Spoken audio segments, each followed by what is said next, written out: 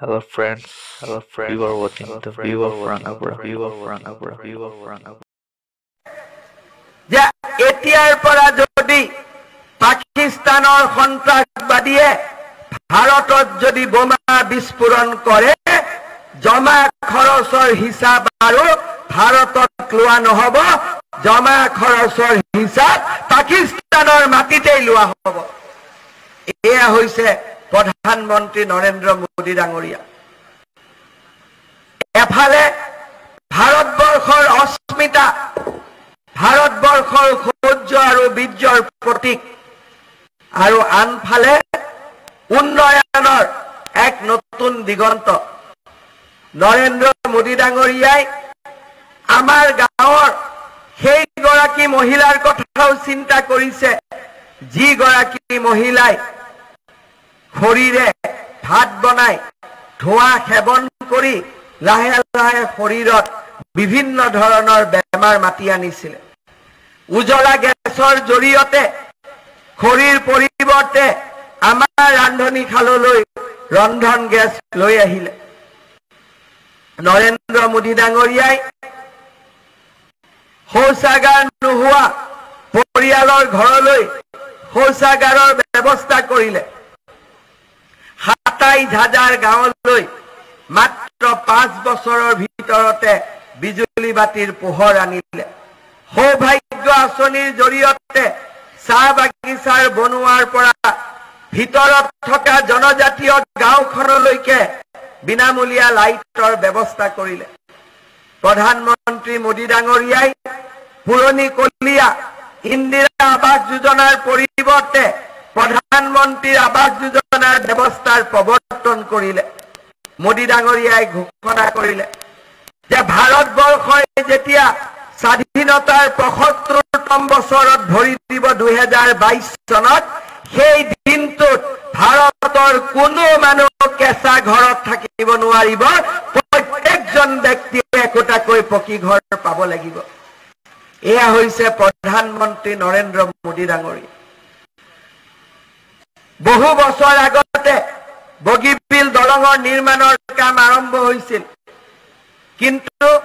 কংগ্ৰেছ দলে সেই নিৰ্মাণৰ কাম সমাপন নকৰিলে ধলাশদিয়াৰ দলং অৰ্ধ নিৰ্মিত হৈ আছিল লখিমপুৰৰ পৰা গুৱাহাটীলৈ ব্ৰডগজ ৰেল অৰ্ধ নিৰ্মিত হৈ আছিল মুকক চেলেঙৰ ৰাস্তা আজি আমাৰ শৰাইঘাটৰ ওপৰত দ্বিতীয়খন দলং অৰ্ধ নিৰ্মিত হৈ আছিল নৰেন্দ্ৰ মোদী ডাঙৰীয়াই মাত্ৰ ৫ বছৰৰ ভিতৰতে শৰাইঘাটৰ দলং সম্পূৰ্ণ কৰিলে ধলাশদিয়াৰ দলং সম্পূৰ্ণ কৰিলে বগীবিলৰ দলং সম্পূৰ্ণ কৰিলে অসমৰ ৰাস্তা ঘাট আৰু ৰেলপথ বায়ু সংযোগৰ আজি এক বৈপ্লৱিক পৰিৱৰ্তনৰ বাবে কাম কৰিলে আজি আমি সকলোৱে জানো সৰুৰ পৰা যে অসমৰ তেলেদি ভাৰতবৰ্ষক অসমৰ সম্পদ ভাৰতৰ বাবে ব্যৱহাৰ কৰা হয় হয় অসমে খাৰুৱা তেল উৎপাদন কৰিছিল আজিও আমি খাৰুৱা তেল উৎপাদন কৰো কিন্তু অসমত যি ৫টা শোধনাগাৰ আছে সেই ৫টা শোধনাগাৰলৈকে আমি দিয়া খাৰুৱা তেল পৰ্যাপ্ত নহয় নুমলীগড় ৰিফাইনেৰীয়ে তেওঁলোকে আবেদন কৰিলে যে আমাৰ ক্ষমতা শোধন ক্ষমতা ৩ গুণ বঢ়াব লাগে খাৰুৱা তেল ক'ত পাম আমি নৰেন্দ্ৰ মোদী ডাঙৰীয়াৰ ওচৰত গলো নৰেন্দ্ৰ মোদী ডাঙৰীয়াই ব্যৱস্থা কৰিলে সাগৰৰ পৰা খাৰুৱা তেল ওলাব সেই খাৰুৱা তেল উৰিষ্যাৰ পাৰাদীপ বন্দৰৰ পৰা দীঘল পাইপৰ জৰিয়তে নুমলীগড়লৈ আহিব আৰু নুমলীগড় শোধনাগাৰৰ শোধন ক্ষমতা ৩ মিলিয়ন মেট্ৰিক টনৰ পৰা ৯ মিলিয়ন মেট্ৰিক টনলৈ বঢ়োৱা হ'ব ২২,০০০ কোটি টকা আপোনালোকে চিন্তা কৰক সাগৰৰ পৰা উৰিষ্যাৰ পৰা পাইপলাইন আহিব সেই পাইপলাইনেৰে অসমৰ গোলাঘাটত তেল শোধনাগাৰৰ ক্ষমতা বাঢ়িব এনেকুৱা অদ্ভুত উন্নয়নৰ কথা মোৰ এই ৫০ বছৰীয়া জীৱনকালত মই কেতিয়াও শুনা নাছিলো। আজি আপোনালোকে চিন্তা কৰক, বগীবিলৰ দলং হল, ঢলা-শদিয়াৰ দলং হল, আৰু সেইদিনা গহপুৰত আহি প্ৰধানমন্ত্ৰী নৰেন্দ্ৰ মোদী ডাঙৰীয়াই ঘোষণা কৰিলে যে অনতি পলমে গহপুৰ আৰু গোলাঘাটৰ কমাৰ গাঁৱৰ মাজত আৰু এখন ব্ৰহ্মপুত্ৰৰ দলং নিৰ্মাণ কৰা হ'ব। এয়া হৈছে নৰেন্দ্ৰ মোদী ডাঙৰীয়াৰ অসমক এক নতুন দিগন্তলৈ লৈ যোৱাৰ সংকল্প। আজি আমাৰ কংগ্ৰেছ দলৰ বন্ধুসকলে দেৱানন্দ হাজৰিকাই কৈ যোৱাৰ দৰে মানুহৰ মাজত যাব চেষ্টা কৰিছে, মানুহৰ মাজত নকবলগীয়া কথাও কৈছে, আৰু দুই এখন ব্যক্তিয়ে পল্লৱ লোচন দাস ডাঙৰীয়াই অমুক কলে তমুক কলে বুলি মিছা প্ৰচাৰো চলালে। আমি কৈছো ঠিক আছে, কোনে কি কলে আমি শুনা নাই, কিন্তু আমাক চকুৰে দেখা কথা দুটাক আমাক উত্তৰ লাগে। কি কথাৰ উত্তৰ লাগে? মনমোহন সিং ডাঙৰীয়া ভাৰতৰ প্ৰধানমন্ত্ৰী হৈছিলে। ক'ৰ পৰা প্ৰধানমন্ত্ৰী হৈছিলে? অসমে ৰাজ্যসভাৰ সংসদ হিচাপে তেওঁক পঠাই দিছিলে, আৰু অসমৰ সংসদ হিচাপে তেওঁ প্ৰধানমন্ত্ৰী হৈছিলে। কিন্তু প্ৰধানমন্ত্ৰীৰ শপত গ্ৰহণ অনুষ্ঠানতে হওক বা তাৰ পৰৱৰ্তী কালত কোনো অসমীয়াই তেওঁৰ ডিঙিত কেতিয়াও অসমীয়া গামোচাখন দেখা নাছিলে। কিন্তু আজি নৰেন্দ্ৰ মোদী ডাঙৰীয়া গুজৰাটৰ সন্তান, উত্তৰ প্ৰদেশৰ সংসদ সদস্য, কিন্তু যলৈকে যায় অসমৰ মানুহে দূৰদৰ্শন টিভিত দেখা পায় ডিঙিত অসমীয়া গামোচাখন উপচাই ৰাখি অসমীয়াক জগত সভালৈ লৈ যোৱাৰ প্ৰচেষ্টা কৰে। আজি ভাৰতৰ কোনজন প্ৰধানমন্ত্ৰী? কংগ্ৰেছ দলে আমাক জৱাহৰলাল নেহৰুক দিছিলে, ইন্দিৰা গান্ধীক দিছিলে, ৰাজীৱ গান্ধীক দিছিলে, ডক্টৰ মনমোহন সিঙক দিছিলে। মই ভূপেন বৰা ডাঙৰীয়াক প্ৰশ্ন সুধিব খোজো যে কোনজন কংগ্ৰেছৰ প্ৰধানমন্ত্ৰীয়ে কেতিয়াবা অসমৰ গামোচাখন ভাৰতৰ কোনোবা চহৰত লৈ অসমবাসীক সন্মানিত কৰিছিল? মই আৰু প্ৰশ্ন কৰিব খোজো, ডক্টৰ ভূপেন হাজৰিকা অসমবাসীৰ হৃদয়ৰ হিয়াৰ আমঠু আছিল। কেইদিনমান পিছত বহাগ বিহু আহিব। ডক্টৰ ভূপেন হাজৰিকাই কৈ যোৱাৰ দৰে বহাগ মাত্ৰ এটি ঋতু নহয়, ই অসমীয়া জীৱনৰ আয়ুৰেখা। আমাৰ আকৌ ভূপেন দালৈকে মনত পৰিব। এই ভূপেন দাক জীয়াই থাকোতে কংগ্ৰেছ দলে কিয় ভাৰত ৰত্ন নিদিলে? কংগ্ৰেছ দলে যদি ভূপেন দাৰ জীৱিত কালত ভাৰত ৰত্ন দিলেহেঁতেন, ভূপেন দাই যেতিয়া ভাৰতবাসীৰ আগত সন্মানেৰে সৈতে ৰাষ্ট্ৰপতিৰ হাতৰ পৰা ভাৰত ৰত্ন ললেহেঁতেন, প্ৰতিজন অসমীয়াৰ হিয়া গৌৰৱেৰে উফন্দি উঠিলেহেঁতেন। আজি মোক কংগ্ৰেছ দলে প্ৰশ্নৰ উত্তৰ দিয়ক, যদি আপোনালোকে জৱাহৰলাল নেহৰুক ভাৰত ৰত্ন দিব পাৰে, ৰাজীৱ গান্ধীক ভাৰত ৰত্ন দিব পাৰে, ইন্দিৰা গান্ধীক ভাৰত ৰত্ন দিব পাৰে, আৰু সুযোগ পালেতো আপোনালোকে সোনিয়া গান্ধী, ৰাহুল গান্ধী, প্ৰিয়ংকা গান্ধীকো ভাৰত ৰত্ন দি দিব। যদি এওঁলোকক আপোনালোকে ভাৰত ৰত্ন দিব পাৰে, গোপীনাথ বৰদলৈক কিয় নিদিলে? ডক্টৰ ভূপেন হাজৰিকাক কিয় নিদিলে? আজি সেই ভাৰত ৰত্ন গোপীনাথ বৰদলৈক অটল বিহাৰী বাজপেয়ীয়ে দিছিল, আৰু ভূপেন হাজৰিকাক ভাৰত ৰত্ন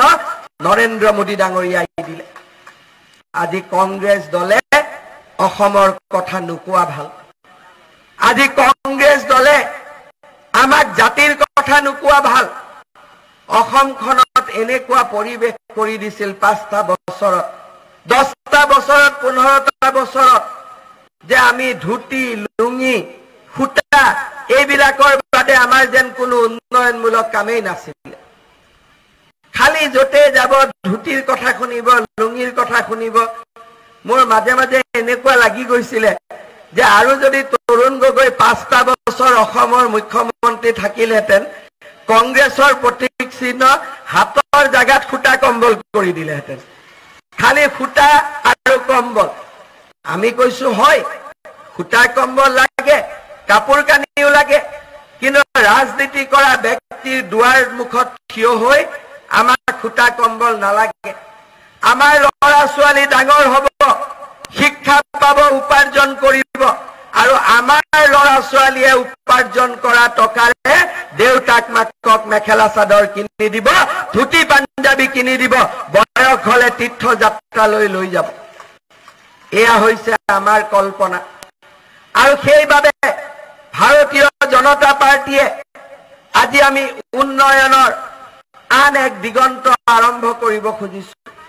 আমাৰ চৰকাৰ আহিল আমি প্ৰথম দিনাই সিদ্ধান্ত ললো যে দুখীয়াতকৈ দুখীয়া ল'ৰা কলেজত পঢ়াৰ সুযোগ পাব লাগিব কলেজত পঢ়িলে নাম ভৰ্তি কৰোতে 12,000 টকা লাগে বছৰি সেমিষ্টাৰত 12,000 কৈ টকা লাগে আমি সিদ্ধান্ত ললো যে আমাৰ চৰকাৰৰ দিনত অসমৰ কলেজত যিমান ল'ৰা ছোৱালী পঢ়িব কোনেও নাম ভৰ্তিৰ বাবে এটকাও দিব নালাগিব আজি আপোনালোকে চিন্তা কৰক 9, 10, 11, 12 আগতে বিনামূলীয়া কিতাপ নাছিল তাৰ ফলত দুখীয়া ল'ৰা ছোৱালীয়ে বছৰৰ শেষ দিনটোলৈকে কেতিয়াবা কেতিয়াবা কিতাপ যোগাৰ কৰিব নোৱাৰে আমাৰ চৰকাৰে সিদ্ধান্ত ললে যে ধনী দুখীয়া সকলোৱে স্কুলৰ কিতাপ একেলগে পাব লাগিব আমি 8, 9, 10, 11, 12 কিতাপো আমি বিনামূলীয়াকৈ দিয়া আৰম্ভ কৰিলো এইবাৰ আমি সিদ্ধান্ত লৈছো যে ডিগ্ৰী ফাৰ্ষ্ট ইয়াৰ সেকেন্ড ইয়াৰ আৰু থাৰ্ড ইয়াৰৰ কিতাপো এই বছৰৰ পৰা আমি বিনামূলীয়াকৈ দিয়াৰ ব্যৱস্থা কৰিম শ্ৰদ্ধা ৰাইজ ক্লাস 8 লৈকে ইউনিফৰ্ম আছিলে এইবাৰ আমি সিদ্ধান্ত লৈছো 9 আৰু 10 ল'ৰা ছোৱালীকো আমি বিনামূলীয়া ইউনিফৰ্ম দিম আমি আৰু সিদ্ধান্ত লৈছো বিপুৰীয়াৰ ল'ৰা নাৰায়ণপুৰৰ ল'ৰা ঢলপুৰৰ ল'ৰা শিমলুগুৰিৰ ল'ৰা ছোৱালী আজি আমাৰ কটন কলেজৰ হোষ্টেলত পঢ়ে ডিব্ৰুগড় ইউনিভাৰ্চিটিৰ হোষ্টেলত পঢ়ে লখিমপুৰৰ হোষ্টেলত পঢ়ে মেজ দিউছৰ নামত দেউতাক মাকে 1200-1400 টকা প্ৰত্যেক মাহত দিব লাগে এইবাৰৰ পৰা আমি সিদ্ধান্ত লৈছো যে আমাৰ ঘৰৰ ল'ৰা ছোৱালী যি হোষ্টেলত থাকি পঢ়া শুনা কৰিব তেওঁলোকক প্ৰত্যেক মাহত মেজ দিউছৰ খৰচ হিচাপে 700 টকাকৈ চৰকাৰে যোগান ধৰিব দেউতাক মাকৰ দায়িত্ব অলপ হলেও কমি যাব আজি আমাৰ চৰকাৰখনে ব্লাড টেষ্ট বিনামূলীয়া কৰিলে সিটি স্ক্যান বিনামূলীয়া কৰিলে আল্ট্ৰাসাউন্ড বিনামূলীয়া কৰিলে আৰু আজি আমি অটল অমৃত অভিযান আয়ুষ্মান ভাৰতৰ দৰে আমি নতুন নতুন আঁচনি আনিলো অটল অমৃত অভিযানত যদি আমাৰ ঘৰত ভগৱানে নকৰক ক্যান্সাৰ বেমাৰ হয় কিডনি বেমাৰ হয় হাৰ্টৰ বেমাৰ হয় আমি বিভিন্ন হস্পিটালত 2 লাখ টকা লৈকে বিনামূলীয়া ট্ৰিটমেন্ট কৰিব পাৰো আজিৰ দিনটোলৈকে অসমত 50,000 পৰিয়ালে অটল অমৃত অভিযানৰ সুযোগ ললে এই যদি অটল অমৃত অভিযান নাথাকিলেহেঁতেন কোনোবাই মাটি বিক্ৰী কৰিব লাগিলহেঁতেন কোনোবাই নগদ ধন কেইটা ভগাই বা কাৰোবাৰ পৰা সুদত টকা ধাৰ লবলগীয়া হলহেঁতেন এইবাৰ আমি সিদ্ধান্ত লৈছো যে আমাৰ চৰকাৰে যদি কোনোবা ব্যক্তি ভগৱানে নকৰক কেতিয়াবা আইসিইউত থাকিব লাগে মটৰ গাড়ীৰ এক্সিডেন্ট হয় দীঘলীয়া ট্ৰিটমেন্ট লব লাগে বা সৰু ল'ৰা ছোৱালী যি কোনো অপাৰেচন কৰিব লাগে অটল অমৃত অভিযানৰ কাৰ্ডখনৰ সুবিধা লৈ আপোনালোকে 2 লাখ টকা লৈকে এই বেমাৰ বিলাকতো এতিয়াৰ পৰা আপোনালোকে চিকিৎসা কৰিব পাৰিব আমি এই ধৰণে আমাৰ জাতিটোক আগুৱাই লৈ যোৱাৰ আমি পৰিকল্পনা কৰিলো আগতে বৃদ্ধ পেঞ্চন সকলোৱে নাপাইছিল আমি সিদ্ধান্ত ললো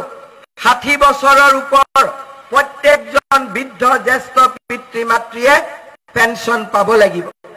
আজি কেতিয়াবা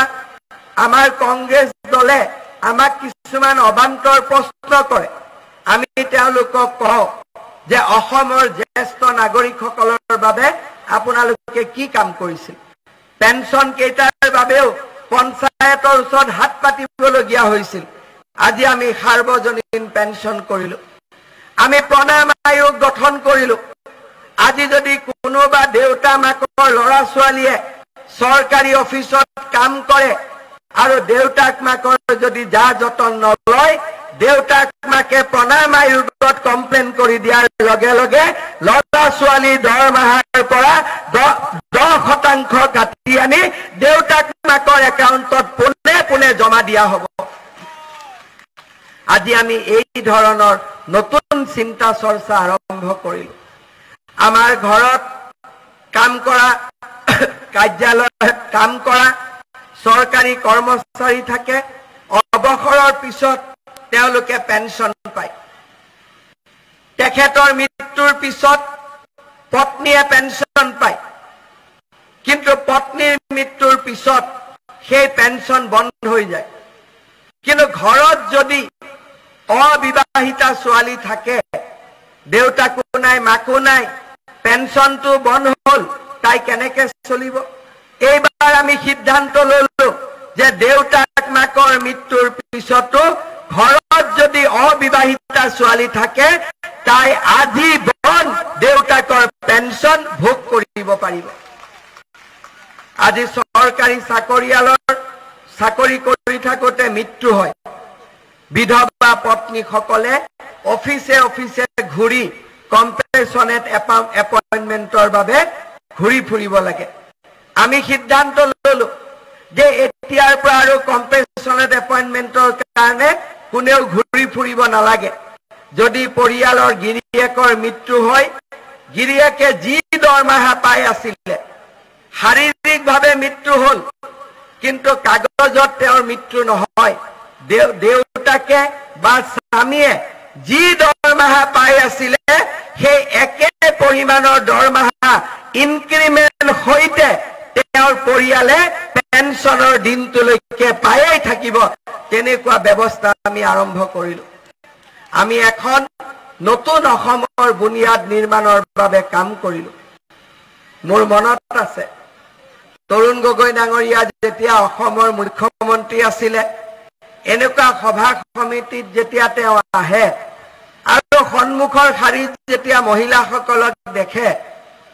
কি কয় অসমৰ মহিলা মূলা গাভৰু হ'ব লাগে হেমা মালিনী হ'ব লাগে এনেকে তেওঁ মিটিং বিলাকত কয় তেতিয়া মই মাজে মাজে তৰুণ গগৈ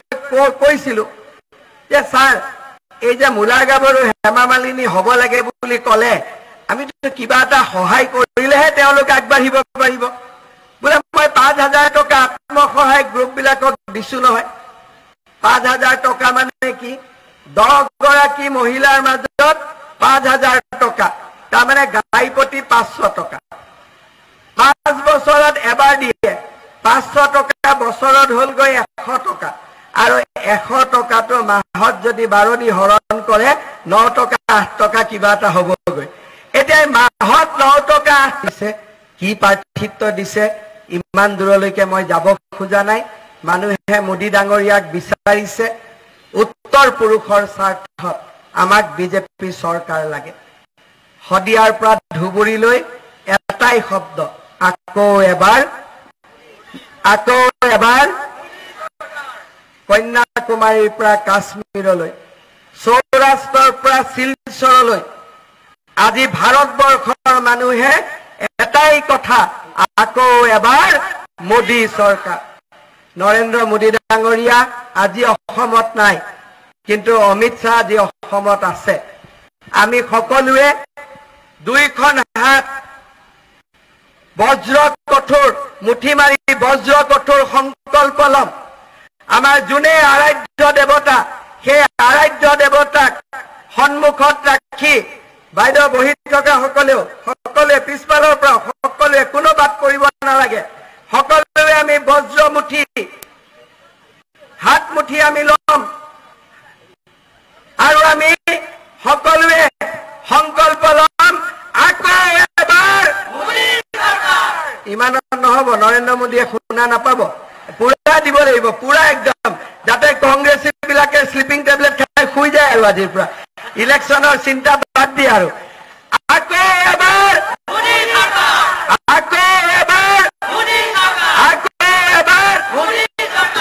বহুত বহুত ধন্যবাদ ইমান ৰাইজ ইয়াত দুপৰীয়া